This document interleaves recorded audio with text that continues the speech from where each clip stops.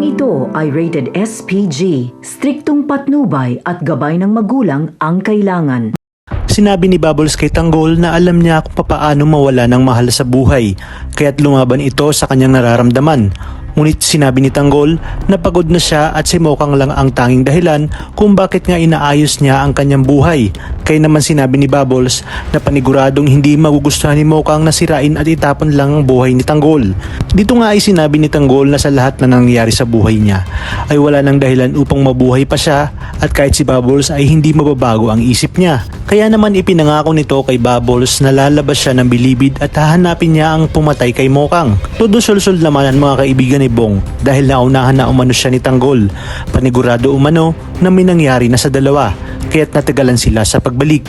Sa kabilang banda, sinubukang kausapin ni Primo at Amanda si Lucio na kiramay ang dalawa sa pagkawala ni Yoli. Iniabot pa nga ni Amanda ang pera na dapat sana ay kina Yoli at Lucio. Sinabi ni Lucio na hindi na mabubuhay ng pera si Yoli at sinisi niya nga itong si Primo dahil hinayaan itong mamatay si Yoli.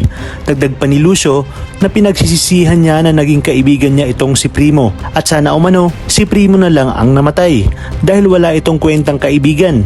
Kaya naman di niya napigilang masuntok itong si Primo. Iginit pa nga ni Lucio na hindi lang sila sunod-sunurang kay Primo kundi mga kaibigan din nila ito. Awang-awa naman itong si Primo sa pinagdadaanan ni Lucio ngayon at sana'y hindi niya nakinumbinsi sina Lucio at Yoli na sumama sa kanilang misyon.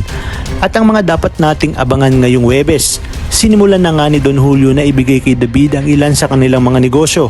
Kaya sinabi ni Olga na pagkakataon na ito ni David upang magpasiklab kay Don Julio nang sa gayon umano ay makitaan ito ng potensyal. Habang si Rigor naman ay pilit na pinaamin si Tinding na si Tanggol talaga ang nag-iwan ng pera. Nagbanta pa nga si Rigor na sa oras na malaman niyang may kinalaman dito si Tinding ay mananagot ang mga ito sa batas. Tinanong naman ni Tinding kung bakit sinabi ni Marites kay Rigor ang mga bagay na yun, kung kaya dito sinabi ni Marites na ginawa niya lang yun para matigil na ang kasamaan ni Tanggol. Pinayuhan naman ni Ben si Tanggol na magbagong buhay na at ituon na lamang sa ibang babae ang kanyang atensyon.